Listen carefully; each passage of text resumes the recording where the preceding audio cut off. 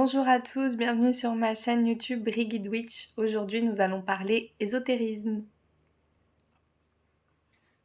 Alors, aujourd'hui, j'aimerais aborder avec vous le sujet de comment débuter sa pratique ésotérique. Donc, on va commencer déjà, je pense, par se demander ce à quoi on croit, nous. On peut croire en certaines choses, on peut ne pas croire en d'autres. C'est pas parce qu'on fait de la pratique ésotérique qu'on doit croire en tout. Il y a des gens qui vont croire en l'énergie de la magie. Il y en a, ils vont croire aux bienfaits du pendule. Et puis, il y en a, ils vont pas du tout croire, par exemple, aux fées, à la cartomancie, tout ça. Donc, vraiment, savoir à quoi on croit, à quoi on veut se rattacher. Et comme ça, on va bien pouvoir définir sa pratique, ou du moins définir comment on veut pratiquer.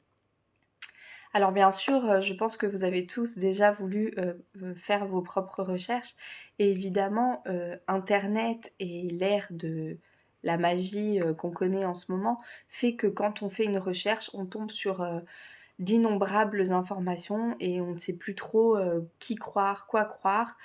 J'ai eu l'exemple très récemment, je cherchais, quelque chose et finalement j'ai ouvert un premier lien, je me suis dit: «Ah ouais, nani, c'est bien ça et tout». Puis, moi, je suis du genre à pas prendre une seule source. Donc j'ai fait d'autres recherches sur d'autres sites et finalement, je me suis rendu compte que personne disait la même chose. Donc comment faire aussi quand c'est comme ça? Et ben, on s'écoute. Il y a quelque chose qui va plus nous parler qu'autre chose.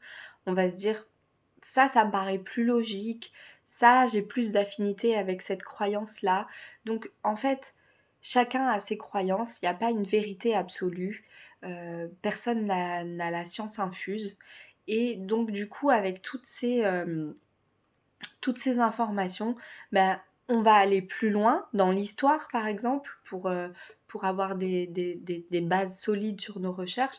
Ou alors, si c'est vraiment quelque chose qu'on ne sait pas, il n'y a aucune source de sûr sur ça, et ben moi, j'écoute toujours mon instinct. Il y a quelque chose qui va me dire, ben ça, je suis plus attirée par cette vérité-là que par celle-là. Donc, comme je le disais, quand on fait une recherche, on tombe sur plein de réponses et moi ça m'arrivait souvent de chercher quelque chose et finalement je partais sur autre chose, sur autre chose, sur autre chose, sur autre chose parce que finalement tout est un peu lié et quand on cherche quelque chose, on peut vite, bifurquer, sur d'autres choses qui nous intéressent. Donc moi ce que je fais maintenant, c'est que je me fais un plan et si par exemple, je dis une bêtise, je me dis, là je veux, faire des recherches sur la lune, sur la lunologie, et ben, je vais sûrement avoir des noms de divinités et tout qui m'intéressent, mais non, je n'irai pas, je ne cliquerai pas. Je noterai, tout ce qui m'intéresse sur un carnet, à part, mais je reste focus sur la lunologie et les divinités, tout ça, je verrai un autre jour parce que sinon on se disperse et à la fin de la journée, à la fin de nos recherches, heu, on a l'esprit qui a divagué partout et finalement on n'a pas beaucoup de réponses à ce qu'on cherchait à la base. Donc moi, mon conseil, c'est si vous êtes en plein dans vos recherches et tout, faites un plan. Vous vous dites aujourd'hui je cherche ça, demain je chercherai ça, et puis comme ça au moins vous suivez votre ligne directrice. Alors ce qui est très important pour moi aussi, c'est de connaître les pratiques, les différentes pratiques. Il va y avoir des pratiques basées sur la religion, il va y en avoir d'autres qui ne sont pas basées sur la religion, euh, et il y a différents courants. Je trouve très intéressant de connaître tout ça et soit vous allez vous dire: «Ben, moi, je suis très attirée par ça, c'est ça que je veux» et vous allez, vous concentrer sur ça, ou faire comme moi, parce qu'il y a plein de choses intéressantes dans plein de cultures, dans plein de courants. Donc moi, je pioche un peu ce qui m'intéresse, ce qui me parle un peu partout et j'adapte ma propre pratique. C'est-à-dire que je ne me considère pas comme wiccan, je ne me considère pas comme païenne, mais il y a des choses très intéressantes dans ces courants-là, par exemple. Il y en a d'autres, hein, le chamanisme, le druidisme, bref. je prends un peu ce qui m'intéresse et j'adapte ma pratique sur ça. Donc soit vous êtes quelqu'un qui a besoin de se mettre dans une case et dans ce cas-là, faites vos recherches et voyez sur quoi vous avez des affinités. Soit vous êtes un peu comme moi et vous piochez un peu ce qui vous intéresse, mais c'est toujours intéressant de connaître les courants, de savoir de quoi on parle, surtout quand on fait des recherches. Ça va être des termes qui vont revenir assez souvent, donc autant savoir de quoi on parle.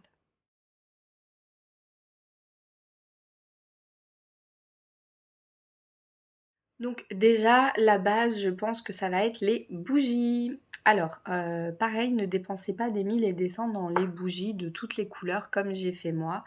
J'avais même pas commencé quelques rituels que j'avais déjà une ribambelle de bougies de toutes les couleurs. Finalement, avec le recul, je me dis que c'était ridicule. Bougie blanche, la base, ça va avec tout. J'avais trouvé ces petites bougies aussi et je trouve le format intéressant. Alors je les ai trouvées que en rouge pour l'instant, mais je pense qu'il doit y en avoir de toutes les couleurs. Euh, Préférez des petits formats ou grands formats comme ça parce que sachez que, encore une fois, c'est mes croyances, hein. Moi, par exemple, quand je vais utiliser une bougie ou des herbes ou voilà, pour un rituel, je ne vais pas garder ce qui reste et utiliser pour un autre rituel. Si par exemple je fais un rituel pour consacrer des objets et que j'utilise une bougie blanche, je vais garder cette bougie blanche dans une boîte avec marqué pour consacrer parce que je vais la réutiliser dans le même but. Mais si je fais un rituel de guérison avec une bougie, je ne vais pas réutiliser la même bougie pour faire un rituel de consécration. Moi, je le vois comme ça. Donc c'est pour ça, préférez les petites bougies. Les blanches, c'est pas trop dérangeant parce que on va un peu faire un peu les mêmes rituels avec. Mais de suite, quand vous avez des bougies de couleur, surtout quand le rituel, il faut la laisser euh, se consumer entièrement, ben, c'est toujours mieux d'avoir une petite bougie qui va se consumer plus rapidement qu'une grosse. Voilà. Ensuite, deuxième outil qui pour moi est indispensable, c'est le petit chaudron. Il est indispensable, je pense, parce que vous allez pouvoir y faire plein de choses. Vous allez pouvoir y faire votre petite potion, votre petit breuvage. Vous allez pouvoir y brûler des plantes ou des papiers. Il y a des rituels où il faut brûler des papiers. Donc voilà, il y en a de différentes formes, de différentes matières. Moi, j'en ai plusieurs. Celui-là, il fait vraiment petit chaudron de sorcière, je l'adore. Donc voilà. Ensuite, troisième outil qui pour moi est indispensable, donc celui-là il va se passer sur le téléphone. J'ai téléchargé une application de boussole. Parce que pour moi c'est très important d'avoir mon hôtel situé au nord, parce que c'est signe de stabilité et de direction. Donc mon hôtel est toujours situé au nord. Et quand je pratique à l'extérieur ou quoi, ben moi je suis le nord, le sud, l'ouest. Je ne sais pas, donc comme ça je prends ma boussole et je passe pas 3 heures à chercher. Je sais où me situer, où situer mon hôtel et où mettre mes objets sur l'hôtel. Donc pour moi c'est très important, la boussole. C'est une application gratuite, vous tapez boussole, vous en avez une et elle est euh, très fiable. Quatrième outil, pareil, c'est sur le téléphone. J'ai une application pour les phases de la lune. Parce que des fois, je suis débordée et je me rappelle même plus quel jour on est. Donc, suivre les phases de la lune à chaque fois, si j'ai un trou, j'ouvre mon application. Je sais si on est en lune croissante ou décroissante. Parce que sachez qu'il y a des rituels qui seront plus favorables en lune croissante et d'autres plus en lune décroissante. Je vous donnerai le nom de l'application que j'utilise si ça vous intéresse. Elle est bien parce que je crois que c'est Moonlight. M2ONLY. Parce que vous avez tout ce qui est favorable dans la journée. Vous avez des conseils, et puis, il y a plein de choses, il y a des mantras, bref, j'aime beaucoup cette application donc si vous avez envie, prenez Moonlight. Ensuite, il va y avoir le grimoire Livre des Ombres. Pareil, il y a une différence entre les deux. Je vous laisserai faire vos recherches sur ça puisque c'est facile de trouver les différences. Moi, personnellement, j'ai un classeur. J'ai mis des intercalaires dedans. Je prends des feuilles blanches pour faire mes recherches, noter tout ce qui m'intéresse. Je fais une petite déco. Je pense que je peux vous montrer ça. Donc voilà, j'ai un classeur tout simplement que je n'ai même pas encore eu le temps de... J'ai plein de papiers qui ne sont pas rangés, mon Dieu. Donc voilà, j'ai pas encore eu le temps de décorer tout ça. Donc voilà, par exemple, là j'avais fait pour l'eau de lune. Donc j'ai noté ce que c'était l'eau de lune, l'utilisation de l'eau lunaire, les couleurs des contenants, parce que pareil, je pense qu'il y a un bénéfice à avoir un contenant d'une certaine couleur pour une certaine intention. Et puis voilà, donc du coup j'ai plein de petites feuilles comme ça dans ce classeur. Je fais mes recherches, tout ça, et je note tout ce qui m'intéresse. Donc il y a les pleines lunes selon les mois, et on va y trouver aussi les divinités, les phases de la lune. Bref, toutes mes recherches, quoi. Hein. On va pas non plus... il va y avoir aussi, parce que là, je suis en train de voir... je prends des petites notes avant de faire au propre. Et là, par exemple, je m'intéressais à l'araignée. Donc, il va y avoir plein de petites choses comme ça. Et au moins, je trouve ça plus pratique parce que je peux remettre où je veux. Je peux le cahier... Enfin, avoir un cahier, c'est sympa, mais si vous écrivez un truc, vous êtes en train de vous renseigner sur une divinité, vous passez sur autre chose, puis pour revenir, c'est compliqué puisque vous avez écrit d'autres choses derrière. Bref, ça me saoulait. Donc le classeur pour moi, ça a été la meilleure option. J'ai aussi un cahier, ça je peux pas vous le montrer parce que il est dans la chambre et bébé dort. J'ai sorti tout, mais c'est vrai que celui-là, je l'ai oublié. Donc c'est un cahier où vraiment là, ça va être vraiment les rituels. Je vais noter la date du rituel, la phase de la lune, l'heure et les résultats du rituel, comment j'ai procédé au rituel, tout ça. Et vraiment si ça me parle le rituel, parce que je vais faire des rituels et puis finalement je vais me dire ah, non ça m'a pas plu, j'en chercherai un autre. Donc celui-là je vais pas le noter puisque je compte pas le refaire. Je vais vraiment noter les rituels qui m'ont vraiment parlé, qui m'ont vraiment inspiré et peut-être que je vais refaire. Pareil pour ça, à la fin j'ai mis une sorte de table des matières comme ça, quand vu que je peux pas choisir où c'est que je les mets, que ça va être un peu à la suite, je mets une table des matières derrière, comme ça je sais où aller pour chercher. Ensuite on va trouver le pentagramme et le pentacle. Moi j'ai ça que j'ai fait sur une feuille de feutrine. Je l'ai fait il y a assez longtemps maintenant et je pense que je vais le refaire ou je vais simplement rajouter des choses dessus, je ne sais pas encore. Donc ça, je le mets sur mon autel, il est tout le temps sur mon autel. Et je vais faire mes pratiques dessus et je fais mes tirages aussi de cartes dessus, de runes, tout ça. Voilà. Pour moi, c'est le symbole qui me quitte jamais. Et puis voilà. Sachez, j'en profite pour dire, sachez que si vous pouvez, faites vous-même vos objets. Alors bien sûr, le chaudron, je me suis pas amusée à le faire moi-même. Hein. Mais j'aimerais faire par exemple mes bougies. avec les couleurs, mettre un peu de colorant dedans et faire mes propres bougies. Bon, ça pareil, je l'ai fait moi-même, c'est très facile de trouver.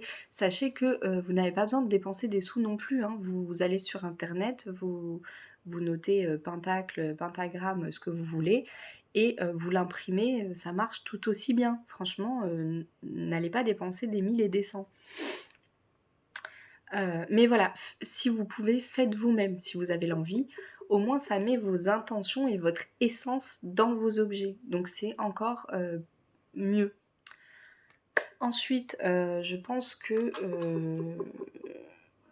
les livres, c'est très important. Pareil, comme j'ai dit, pour vos recherches. J'ai le coffre qui fait de bruit, ça m'énerve. On va peut-être le mettre là, il fera moins de bruit, j'entends les gling gling gling. Donc des livres. Des livres, pareil, vous n'êtes pas obligé d'en avoir des 1000 et des cents. Moi j'adore les livres. J'en achète beaucoup en brocante. Donc forcément, le coût est moindre. Sachez que vous pouvez aussi en trouver sur Vinted. Mais moi j'adore ça, j'ai toute une bibliothèque de livres. Il n'y a pas que des livres sur la pratique ésotérique, mais je préfère chercher dans des livres que sur internet. Ça c'est pareil, c'est propre à chacun. Si vous n'avez pas besoin de livres, que vous avez internet et que ça vous suffit. Pareil d'ailleurs, le classeur que j'ai, vous pouvez très bien faire un dossier sur votre ordinateur.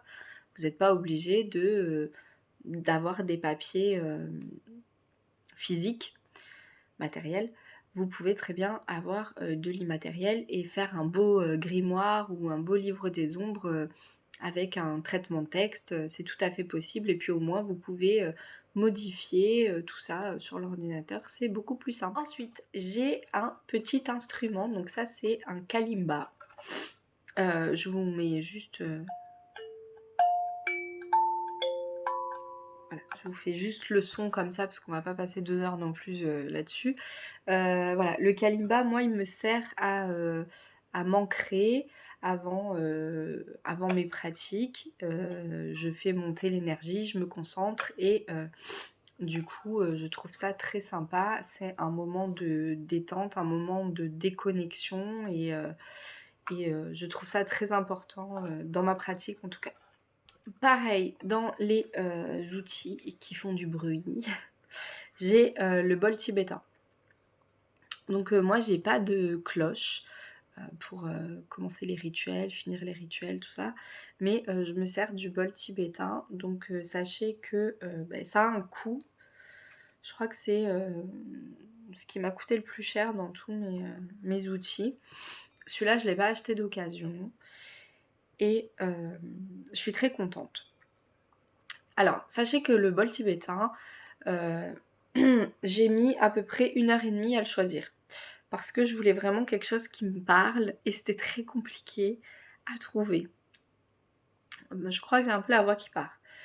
Excusez-moi. Mais en tout cas, j'ai mis 1h30 à trouver et je ne regrette pas du tout d'avoir passé cette heure et demie à chercher parce que j'ai une très bonne connexion avec lui. Donc voilà, choisissez pas le premier qui vient. Ne vous dites pas je prends celui-là parce que voilà, je sais pas. À la base, moi, ça par exemple, vous voyez, je le voulais violet et puis finalement au dernier moment, je l'ai pris bleu. J'ai pas forcément d'affinité avec le bleu, mais je pense que le bol tibétain a choisi sa couleur lui-même. Il m'a dit ce sera le bleu. Donc voilà, un petit coussin bleu, pareil, j'adore. Alors, je m'en sers aussi bien pour ma pratique ésotérique en général, pour mes rituels, que pour ma pratique énergétique. Pardon, je trouve plus mes mots. Voilà. Pour les autres objets, il va y avoir l'été noir parce que il paraît que c'est très mauvais de souffler sur une bougie. Sauf si le rituel vous le dit. Mais dans tous les cas, moi que ce soit lors de mes séances de méditation ou dans mes pratiques, j'éteins toujours comme ça, et encore plus pour les tirages des cartes quand j'appelle mes guides. Je trouve ça plus respectueux d'éteindre comme ça en remerciant que de souffler. Après, c'est propre à chacun, encore une fois, vous faites comme vous voulez. Ensuite, moi j'ai un petit plateau comme ça, donc j'en ai un comme ça, et j'en ai un autre, mais je ne l'ai pas trouvé, je sais pas ce que j'en ai fait. Mais ça va me permettre de mettre mes offrandes, tout simplement. Et tout à l'heure j'ai parlé du mortier, mais je ne vous l'ai pas montré, donc voilà, il en existe différents. J'en ai un comme ça, et j'en ai un en bois. Et pareil, celui-là, je vous disais de ne pas dépenser des 1000 et des cents dans vos outils. Sachez que moi, tout ce que je vous ai montré, à part ceux que je vous ai dit, voilà, je l'ai acheté le bol tibétain et tout, mais tout le reste des trucs, et même les oracles, sauf les pendules, je les ai achetés en brocante. Ça, je crois, je l'ai payé 1 ou 2 euros, et je le trouve magnifique. Il est lourd et il est beau. Il suffit juste d'enlever les énergies de l'autre des anciens propriétaires ou de ces anciennes pratiques. Je ne sais pas pourquoi il a servi ce mortier, mais voilà. J'ai bien nettoyé tout ça, et je lui ai donné mes énergies à moi, et je n'ai jamais eu de soucis. Mes oracles aussi, il y en a beaucoup que j'ai acheté neufs, mais il y en a beaucoup que j'ai acheté en brocante aussi. Pour moi, c'est très important l'écologie, tout ça, la seconde vie. Donc vraiment, si on prend le temps de bien purifier chaque carte, de lui donner son énergie et tout. Et puis, il y a le fait aussi que vous tombez dessus, c'est pas par hasard. Moi, quand je fais une brocante et que je tombe sur un oracle et qu'en plus il me parle, je me dis, mais c'est un signe, achète-le. Donc vraiment, voilà, n'ayez pas peur d'acheter des objets déjà utilisés. Renseignez-vous sur comment bien les nettoyer, comment tout ça. Peut-être je ferai une vidéo là-dessus aussi. Pour les autres outils, vous avez aussi l'amulette. Moi, c'est ma petite amulette de protection. Je l'ai toujours sur moi. Je l'ai consacrée exprès pour qu'elle me protège. Donc voilà, je pense que je ferai une vidéo pareil sur un rituel de consécration pour vous montrer comment on fait. J'ai tellement de vidéos à faire, oh là là. En même temps, je débute les vidéos, donc c'est normal. Mais voilà, pour moi, l'amulette, c'est important. Pareil, à vous de voir si vous en avez besoin. Je pense que c'est important dans sa pratique, mais pareil, vous faites comme vous voulez. Dans les autres outils, on va trouver aussi la baguette. Donc moi, on m'en avait fait une, spécialement pour moi, mais ça me dérangeait un peu parce que c'était pas moi qui l'avais faite. Donc je l'ai pas trop utilisée, elle était surtout en déco. Et là, je vais en faire une. Pareil, la vidéo est prévue. J'aimerais filmer comment je procède pour faire ma baguette, et partager ça avec vous. Mais pareil, la baguette, si ça vous parle pas, votre doigt, c'est simplement, enfin, c'est suffisant. C'est pour vraiment diriger l'énergie, la centrer, la diriger.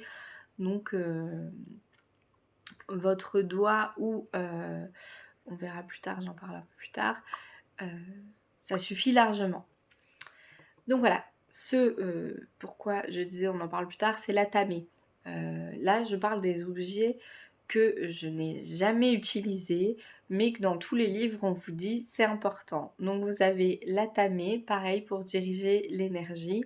Vous pouvez utiliser votre doigt ou une baguette, c'est pareil. Il y a la boline aussi. La boline, elle va servir à graver des objets, elle va servir à couper, mais aussi à graver des objets. Par exemple, si vous voulez faire des petits symboles de runes sur votre bougie pour mettre une intention supplémentaire à votre rituel, bah, vous allez utiliser de votre boline. Moi, j'utilise un couteau ou un petit cutter, bref, je n'ai pas de boline. On va trouver aussi le balai. Le balai, donc vous n'allez pas voler dessus, désolé, non, non, non. Mais ça va aider à chasser les énergies. Par exemple, je sais que certaines utilisent le balai avant, chaque rituel pour balayer les énergies autour de leur autel. Moi je le fais pas, je procède différemment, à vous de voir ce qui vous parle. On va aussi trouver la coupe, qui parfois trône sur l'autel. Moi pareil, j'ai pas de coupe. Je n'ai pas encore, fait de rituel où, il fallait boire du vin ou quoi, ou en offrande, donc j'en ai pas encore eu l'utilité, donc j'en ai pas.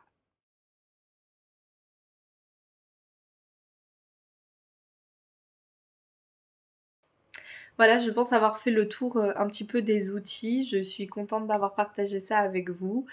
J'espère que ça vous a plu, j'espère que ça vous a donné des idées, que vous savez à peu près, quels outils vous avez envie, de vous procurer.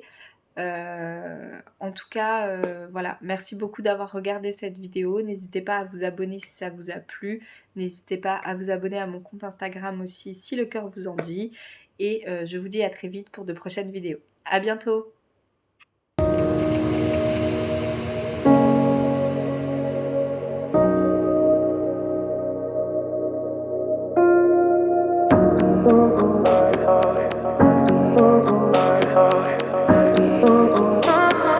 I could have